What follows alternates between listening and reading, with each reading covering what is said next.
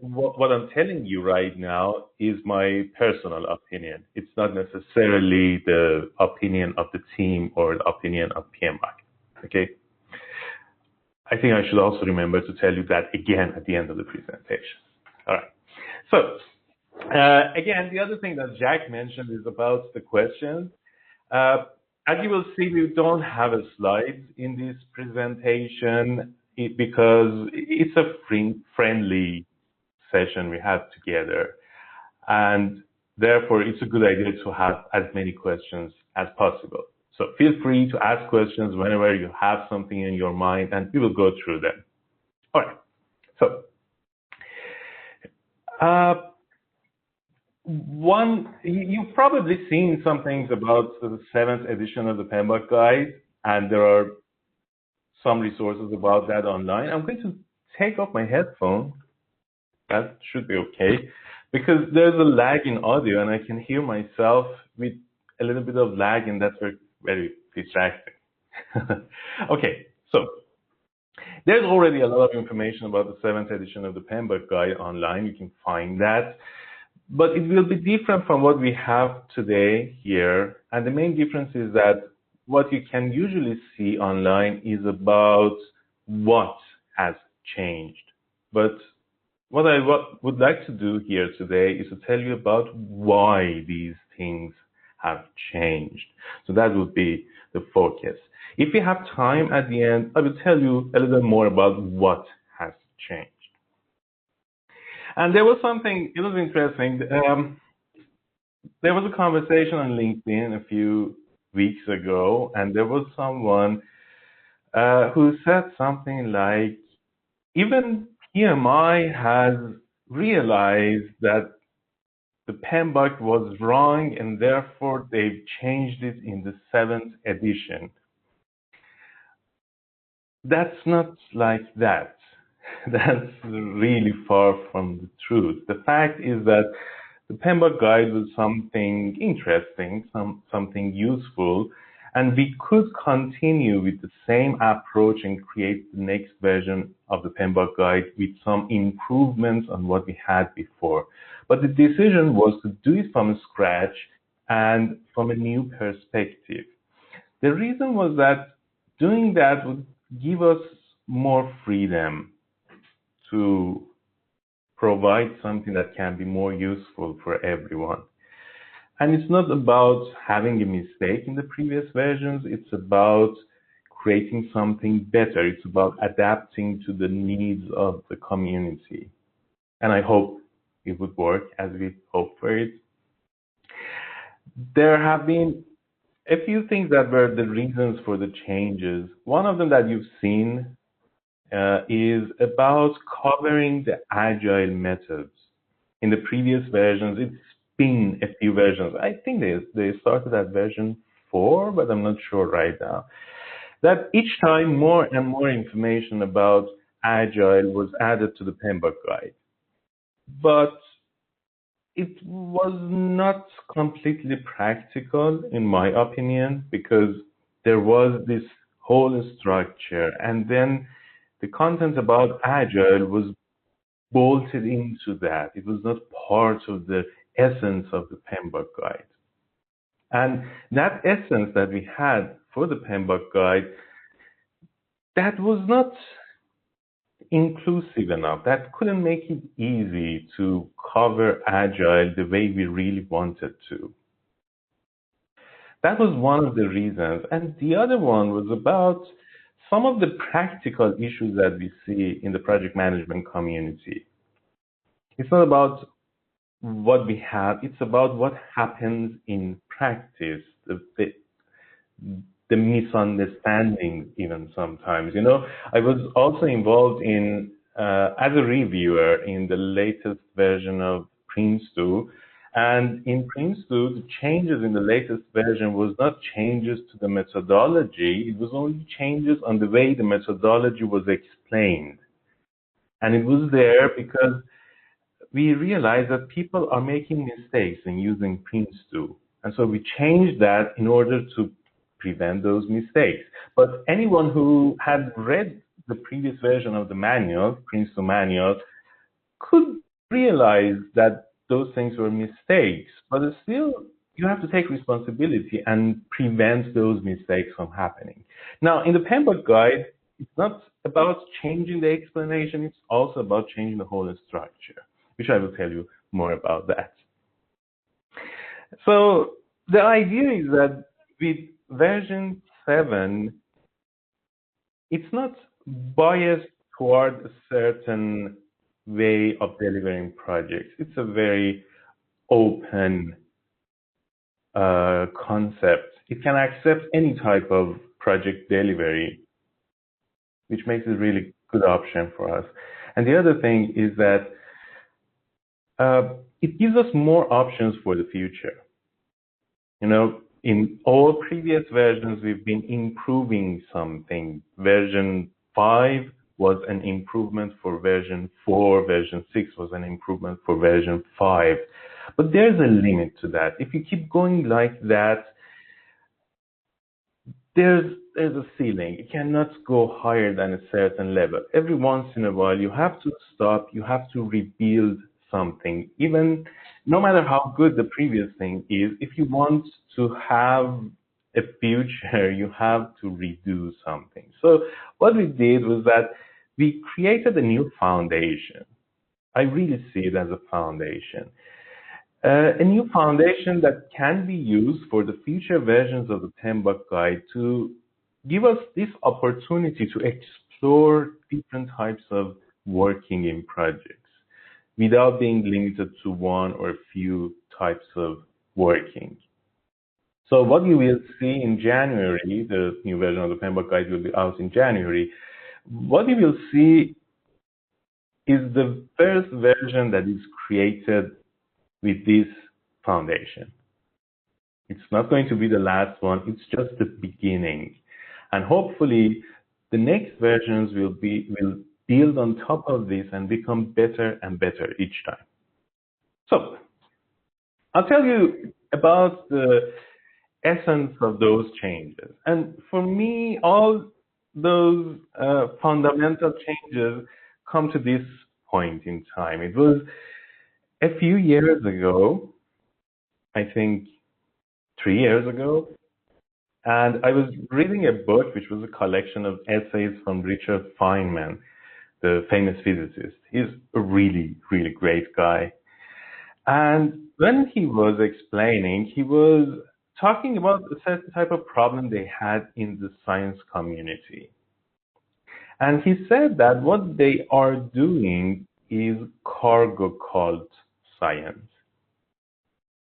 That was the first time I heard it. And I searched about it and it was very interesting. The cargo cult, you can find information about it on YouTube, on Wikipedia. And even if you go to YouTube, there are some movies about it. You can see it. It's very interesting. So what happened was that during the war, there was this really remote island with people who were detached from civilization. And then the U.S. Army built a base in their island in order to do things they do in the war. And that was the first time those people, those natives, saw the fancy things we have in civilization. And one of those things, one of those basic elements in that was that every once in a while, the military had cargo planes landing in the island and bringing cargo. And when it was happening, they used to give some of that cargo to the natives, which was very interesting for them. Just imagine you've never seen those things. I don't know exactly what they were giving them, but it must have been very interesting for them. So you suddenly get those things and you're really amazed. But after a while, the war was over. Everyone was happy, except for those people in that island, because the military closed the base and they went away forever. There was no planes anymore. There were no cargoes anymore. So the natives started thinking what they can do. And what they said was that, okay, what we need is for the cargo planes to land in our island. And it seems like it happens when we have certain things. So they started doing those things. They built mock-ups of airports.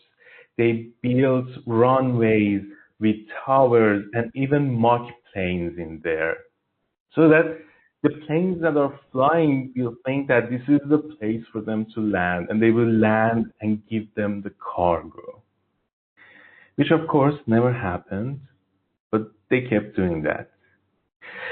Something that was really interesting for me when I first learned about this story is that this is the same problem we have in many projects. When you think about it, all the rituals that we have in many projects, in many so-called agile projects, people do certain rituals, and sometimes it's really like some calls, and they think that by doing that alone, they can become successful. If you use a lot of sticky notes, if you get together once a day and talk about certain things, if you have certain labels, suddenly you become agile and you become successful, and you will. That doesn't happen. Also, on the other side, for the predictive projects, we see that people keep creating certain types of artifacts like project charter, business case, and so on. And they are as real as those planes that those people build in that island. They are just mock-ups. They don't serve any purpose. They don't do anything. They just create a project charter because the PMBOK guide says that it's a good idea to have a project charter. Or they have a business case because the PMBOK guide or principle tells them that it's a good idea to have a business case, or they must have a business case. So they create something, they waste some of their time creating something, and then they leave it there, forget it forever. And it doesn't serve any purpose, it doesn't do anything. If you can imagine two parallel worlds, one with that element and the other without that element, nothing else will be different in them. The existence of that element doesn't change anything in that world. So when it happened, and when I started seeing things like this, I decided to have a rule for myself. The rule was that I won't do anything without a clear purpose. I should be explained the role of the thing that I'm doing. I should be able to imagine two different worlds and explain how the world that has the element that I'm thinking about will be better than the other world, and how that will be justifiable. And it was a big difference, really. It had a very positive effect in my work. But then I continued. I started thinking about other things. For example, uh, sometimes I'm busy with a lot of things. So when I have to make a decision or do something, I procrastinate. I don't do it. I just let it happen. You know, what can you do? You're busy sometimes. But sometimes we overdo it. And we all know that even when we don't make a decision, we are actually making a decision. It's a certain type of decision. So it doesn't matter if I don't have enough time. Instead of leaving something to happen, it's a better idea for me to make a decision. That decision can be to cancel that thing, or to delegate that thing, or do something else. But it's always better to make a decision, a simple decision, rather than letting a decision emerge automatically. It's better to be proactive. And we all know that that's what we all do. The whole risk management topic in project management is about being proactive. But being proactive is not limited to that. For example, those of you who are familiar with the PMBOK guide know that one of the things that we keep saying all the time is that when you communicate something, when you send some report, for example, one extremely important part of that communication is to ask for feedback.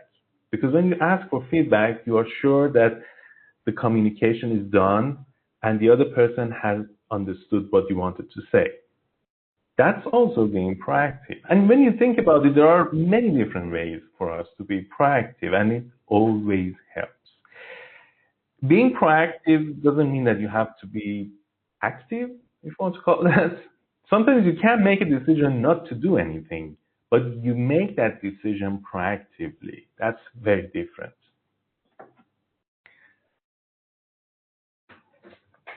So that journey continued, and I was really happy about it.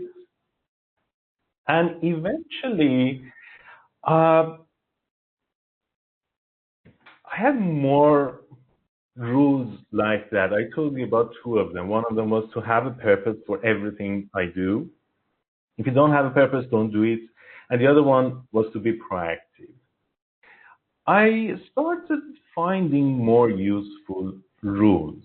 And then suddenly, I decided to take it more seriously. I spent about a year and created a set of principles. We can call them principles because why not? And I created a number of them which are which were compatible with the PMBOK guide, with Prince2, with P3 Express, with PM squared, with Scrum, XDB, STM. It was really compatible with all of them. And it could be helpful for every type of project because the things that we talk about in these principles can be used to understand what's supposed to happen in our project management method. For example, if you're using a Scrum and you're thinking about your retrospective meetings, then you can check that meeting with those 6 principles and see if you're doing that properly. The same principles can be used when you're using Prince2 or the PMBOK guide and so on. And I call that setup NUP, Nearly Universal Principles of Projects. And it's a Creative Commons, which is something like being open source. It's not really open source, that's mainly for software, but it's a similar topic, similar concept. So it's free, available for everyone. And then the feedback was really great. And many people volunteered and they translated it into many languages. It's available in 13 languages. If you want, you can search it and see how it is. NUP, N-U-P-P. Then what happened about 6 months after that was that we started working on the PMBOK guide. And for the PMBOK guide, the decision of the team was to use a similar approach, which was extremely interesting for me. The approach is that in the previous versions, we were always starting with what we are supposed to do. Think about the 6th version of the PMBOK guide. What do we have there? It's all about processes. And those processes are categorized in process groups and knowledge areas. That's the main essence of the PMBOK guide. That was the main essence. But the problem is that when people start with processes, sometimes they don't do it properly. They only stay in the surface. They do it like the cargo cults. So it would be a good idea to stop and before talking about the processes, think about what we want to achieve. What are the things that make sense of everything else that we do? And those things are the principles. So that's what we did. The new version of the PMBOK guide is principle-based instead of process-based. That's the most fundamental difference that we have.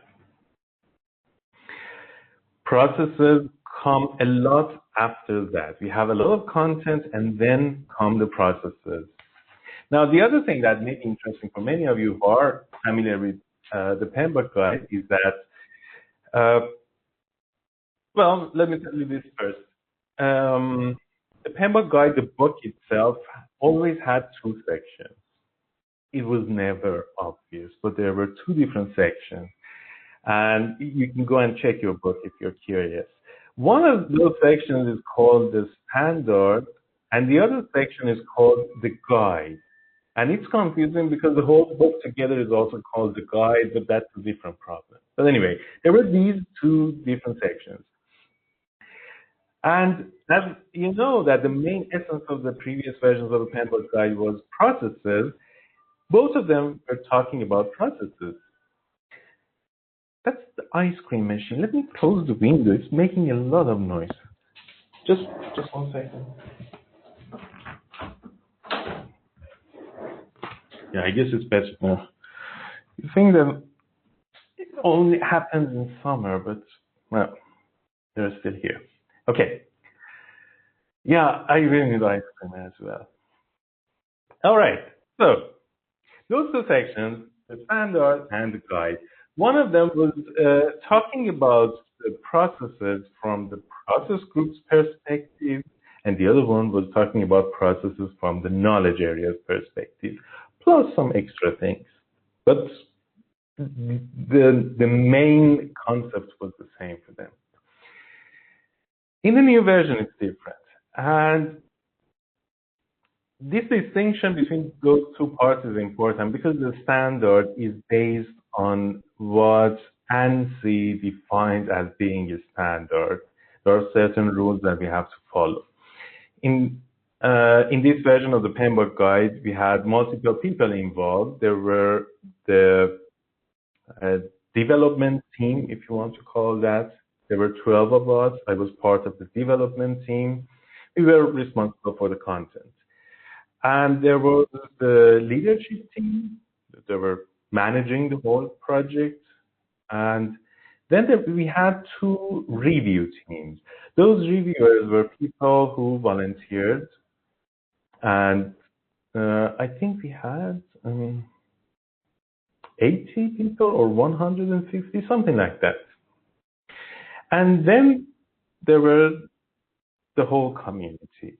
For the standard, it has to go through multiple iterations. So first we created the draft of the standard. It went to the first review team.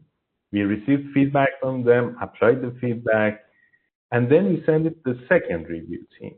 We received the feedback from them, used the feedback to improve the standard, and then there was the public exposure draft, which some of you may have seen, because everyone was invited to see the exposure draft and give us comments.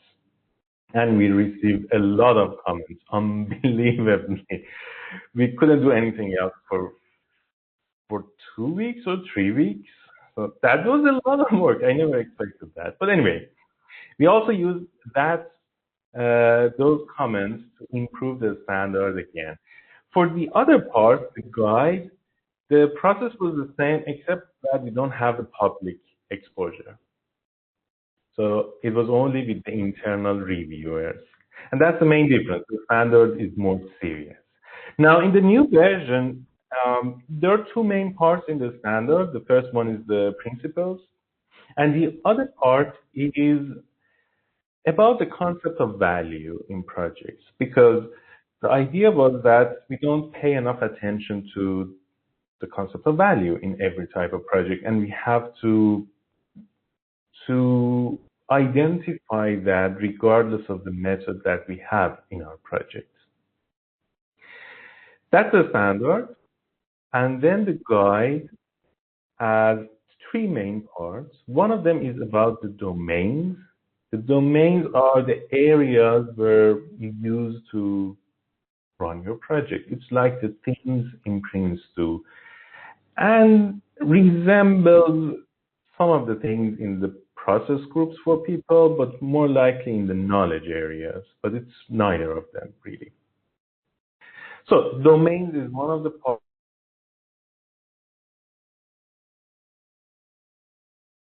Things that are common in different types of projects, a quick review of them.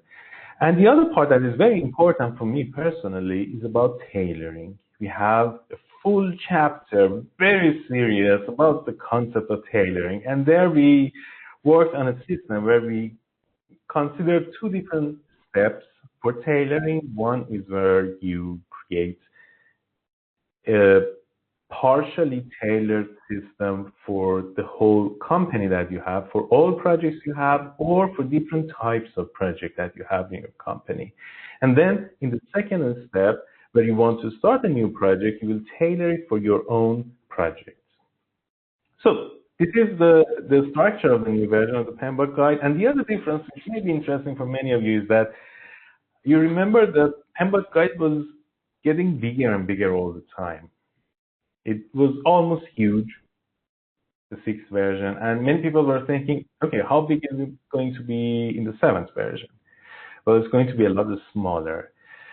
The layout is not finalized yet, but it seems like it will be about 200 or 250 pages. So that may be good news for some of you. Okay. Jacques, do we have any questions? I forgot to ask you before. No, until now. Oh, sorry. Just a second. I couldn't hear you before. Okay, now you hear me? Yes. Okay, no. The only question, I have some, wait, I see questions. Sorry. Yeah, I have a question from Steve Bormans, who asks, in what way will the new principle-based PMBOK impact the future PMP exams? That's a difficult question. Well, sorry. Well, that's a good question somehow. Well, there are a few things to consider. One is that the new version of the PMBOK guide will be released in January. And as you probably know, the new version of the exam will also be released in January. So as a result, there won't be time for the exam team to use the new version of the PMBOK guide to create questions for the exam. Therefore, the new version of the exam will be based on the sixth version of the PMBOK guide. And when I say based on that, you know that the PMBOK guide is only one of the resources used in the exam. But anyway, the seventh version in January will not be used in the exam, in the PMP exam. But as we go on, they gradually improve the exam, if you can call it improve, or add new questions to the exam.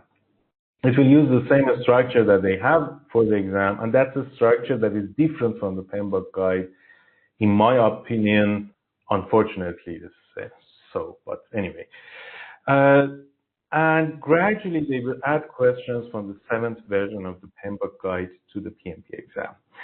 But the other thing that I need to say is that the team that works on the PMP exam is absolutely 100% separate from the team that is involved in the PMBOK guide. I was involved in the PMBOK guide and we didn't have any relationships. We don't know what happens there and they don't care what happens here. So. Okay, Jacques, come back. Okay, I got another question from Bastiaan. And he asks, how does the PMBOK 7 aim to balance the application and promotion of best-known methods against the aim to avoid the cargo cult? Yeah, that was the main point I was trying to explain in the beginning. The way we can avoid the cargo cult is to understand what happens. The original cargo cult, why did it happen? Because they didn't understand how airplanes work, where the cargoes come from. They just saw what happened in the surface, and they try to repeat that, which is the same as people who see that there are, for example, some successful companies using a certain way of running projects, but they only see the surface. They see what type of artifacts they have or what type of rituals they have. And instead of trying to understand why they do that, they just repeat the same rituals and create the same artifact. That is the cargo cost. How can we prevent it? The way we think works best is that instead of talking about the things that have to be done or artifacts that have to be created, we need to talk about the concepts that are behind these things. We have to help people pause and think why they are doing those things. What are the real needs? What are the dynamics? What are the principles? And that's why we use the principles as the main concept in the seventh version of the PMBOK guide, because I really, really believe that it helps with that cargo cost problem.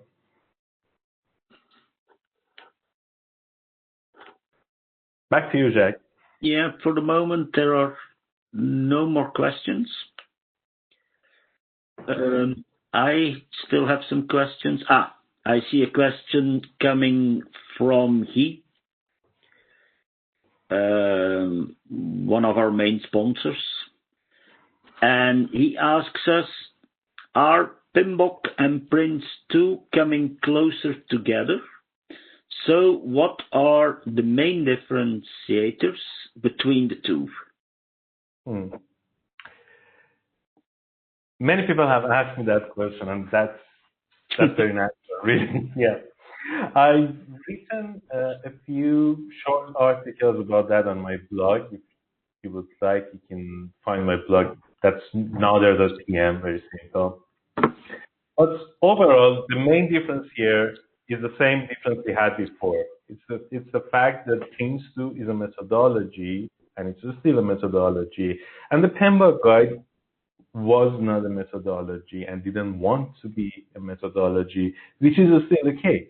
That's the biggest difference between these two. So what happens is that you can use Prince2, tailor it, and make it your own methodology in running a project, but you cannot do that with the PMBOK guide. You cannot turn the PMBOK guide into a methodology. You can use it in order to improve what you do with a different methodology. Now, what happened in the past was that even though the PMBOK guide was not a methodology, and it was always telling everyone, it was in the book itself, that I'm not a methodology, don't try to use me as a methodology, still some people were trying to do that. You could hear many people talking about implementing the PMBOK guide in their project. In the new version, the chances of that type of misunderstanding will be a lot lower, because this new version of the PMBOK guide is a lot more like a guide that can apply to different types of projects. It's more like something that if you're using Prince2, for example, you can have both of them and really use the PMBOK guide to see how you can improve your Prince2 project. Or if you're using a Scrum, you can use the PMBOK guide for real, to improve your Scrum project, or your DSPM project, or XP project, or anything else. So that's the main difference here. Now, what causes many people to wonder about the difference between the new version of the PMBOK guide and Prince2 is that now we have principles in the PMBOK guide, which is something we always had in Prince2, but the principles are not the same here. The principles that we have in Prince2 are designed to support a methodology, which is only about one part of what happens in a project. But what we have in the PMBOK guide has a wider scope, and it's more general. It's applicable to more layers in a project. In that sense, their principles are also more or less different. Yeah, I have another question. Nader. Yeah, questions are coming in, huh? It's always that's good, huh?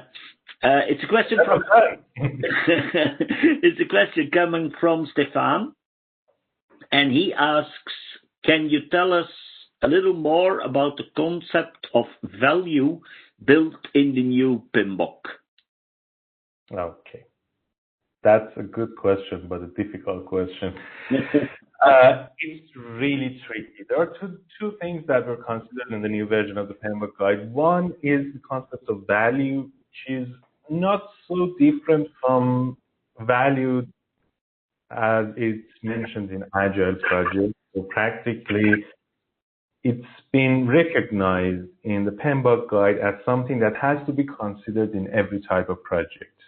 Now, here we have some difficulty and some potential for misunderstanding, if you ask me, because the concept of value is not limited to projects. We have multiple layers. There are projects, and then above them are programs, and then above them are portfolios.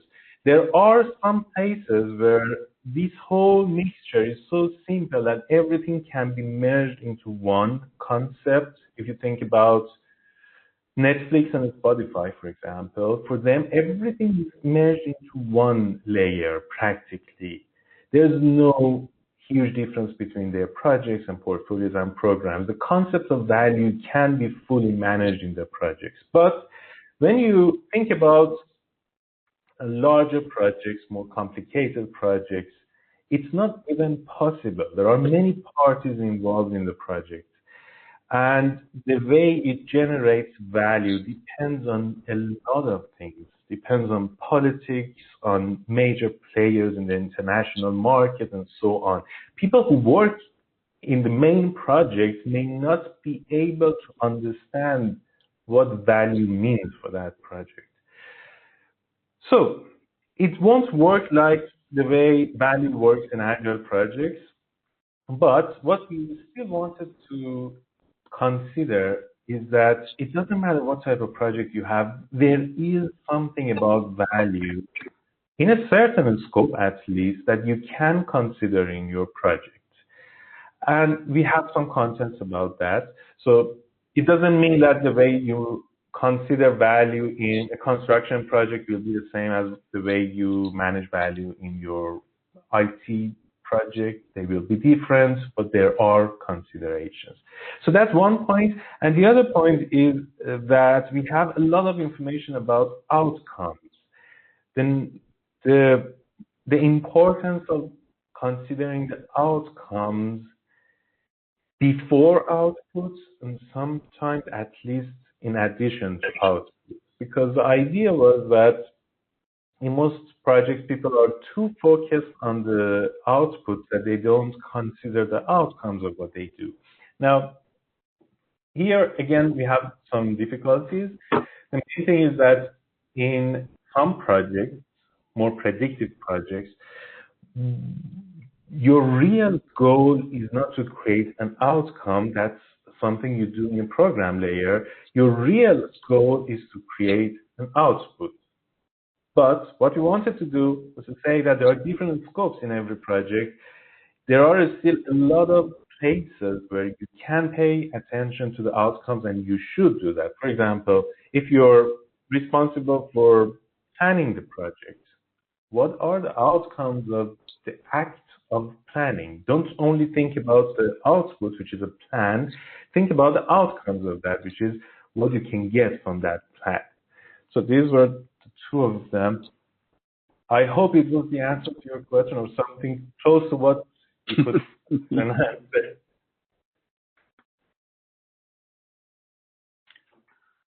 Yeah, Stefan says thank you. So this means that your answer was okay.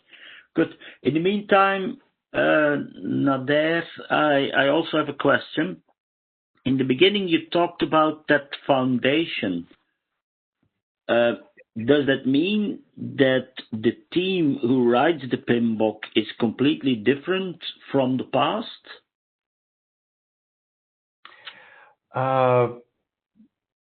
There were two different teams, the leadership team and the development team. I was part of the development team. In our team, one or two people were involved in the in other standards. No, three people were involved in other standards in PMI. But I think none of them were involved in the previous versions of the PMBOK guide. But in the leadership team, most of them were involved in the previous versions of the PMBOK guide as well. Okay. In the meantime, I get interesting questions from Romert, and he asks, did the PMBOK 7 developers look at the new version of the ISO 21500 guide to project management? Mm.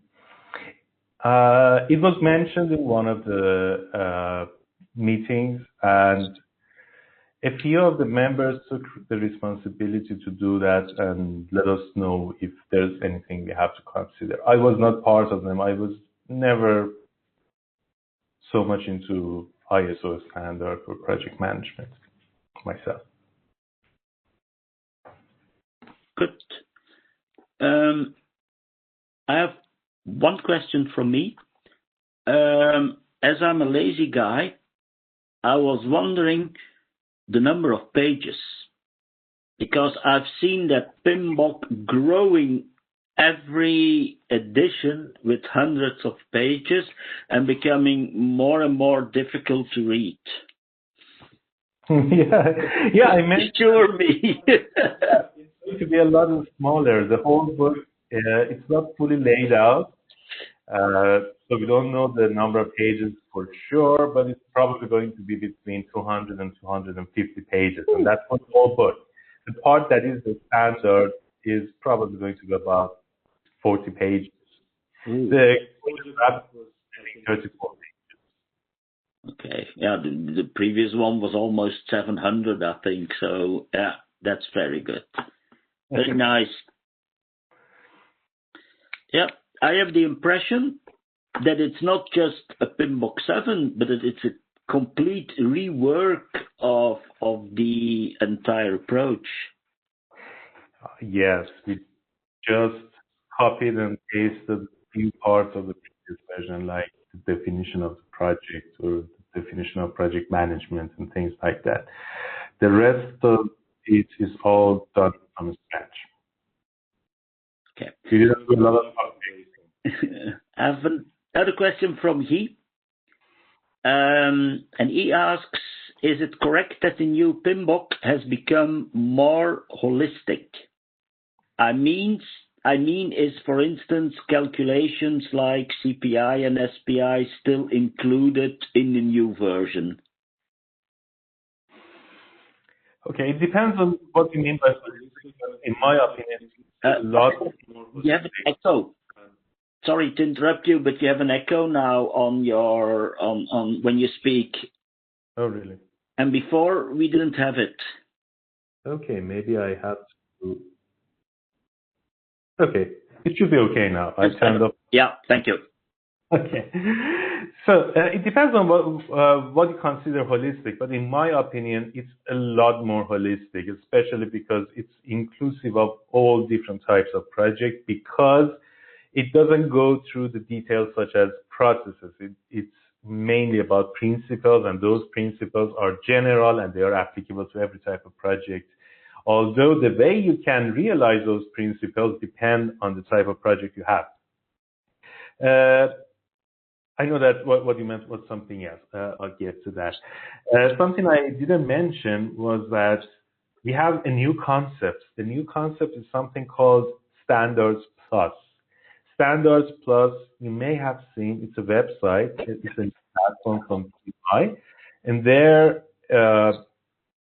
it's an evolving concept. There will be new articles there all the time, new records in Standards Plus. And it's mainly there to complement the PMBOK guide.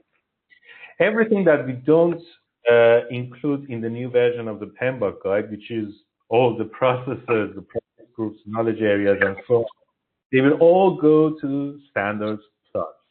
And the point is that it gives us an opportunity, not us, it gives the whole ecosystem for the PMBOK guide to provide more practical information to people. So instead of us trying to include something in the PMBOK guide that is applicable to every type of project, we keep it to a general abstract concepts, and then those abstract concepts will be detailed in a standards plus for different types of projects. So we will have something about measurement, for example, but we don't say exactly how progress measurement has to be done. It goes to the Standards Plus platform, and there we have, for example, for predictive projects, people may want to use earned value management, and this is the way you can use earned value management. But then it goes for adaptive projects, it will be probably suggested a different way. You will track your velocity, you will have your other types of information. That's how you do that. That is the concept. So it's not about adding more information to the PMBOK guide.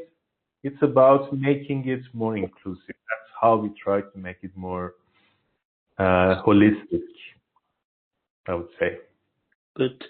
And a bit in the same way, I see a message from Danny, and he's a bit worried because he asks, will it become more abstract and by consequence less clear, more ambiguous? That's a good question. You know, most people are afraid of things that are abstract, but that's how we can learn and that's how we can communicate with each other. If something doesn't have enough abstraction, it's just a story. What we need as methodologies, as guides, and so on, all of them are abstract. So it's only about a matter of the level of abstraction that we have.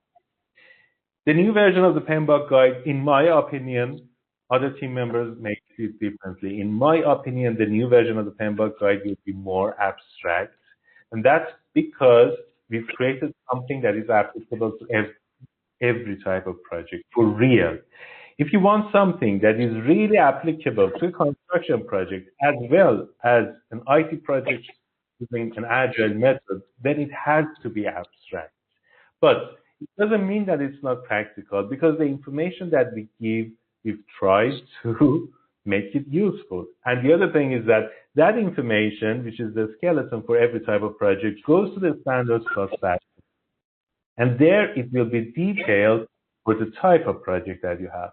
So if you have a construction project, then you will go and find the part that in the Standards Plus that explains how to do that thing for a construction project. And that part, that's really concrete. That's the opposite of what's called abstract. So that's the whole ecosystem that makes sense. And in that ecosystem, that's what we have for abstraction and concreteness.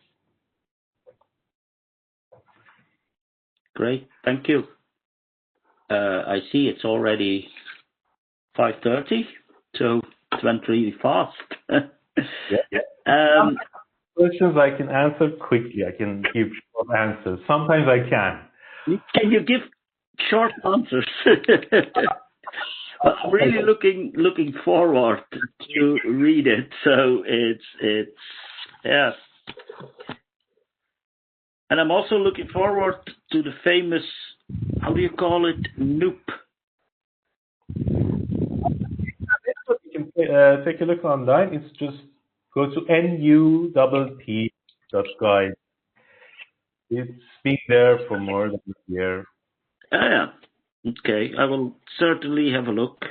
Great. I see no more questions coming in. I will do some announcements, last announcements, and when other questions come in, we can still take some minutes to look at them. But I have to tell some little things at the end of the presentation. And I don't know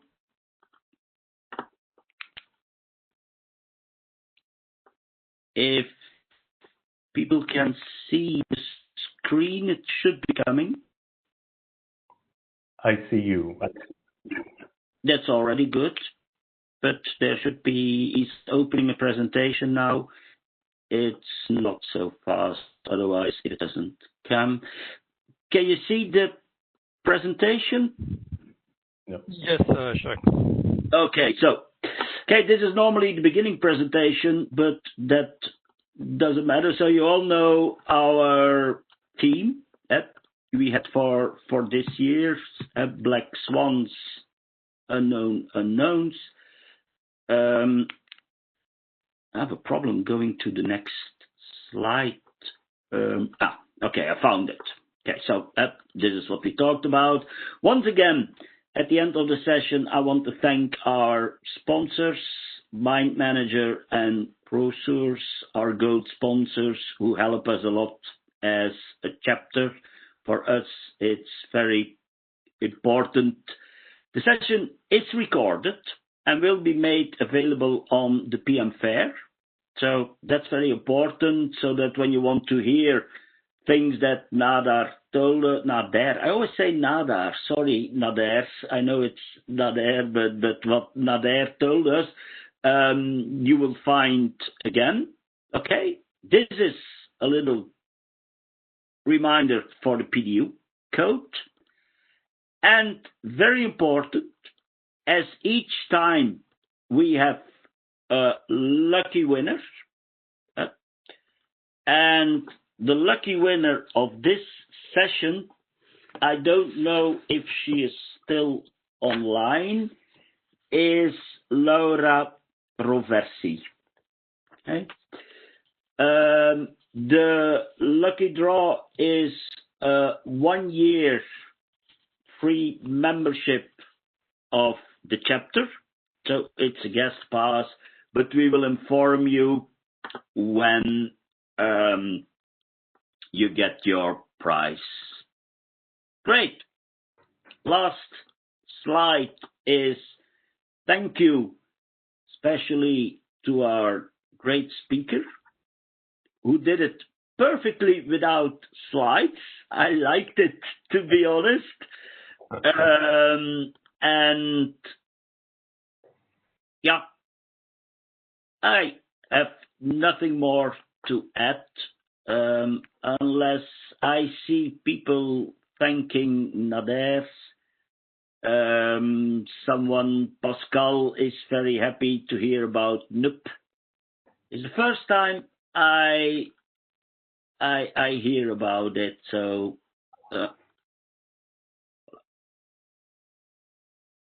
great. I stopped sharing my screen. So if someone has a last quick question, the only thing I see is thanks, Nader. Well done. Thank you very much for your insights. Thank you, Nader. I think it was very informative session. But what I liked a lot was your personal view on something. That was very interesting. Thank you.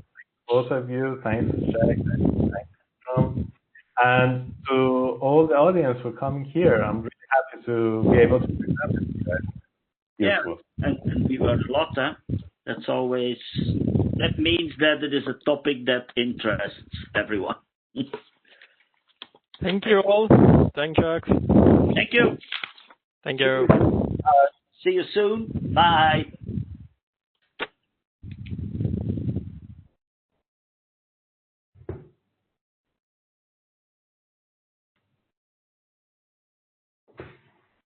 People are closing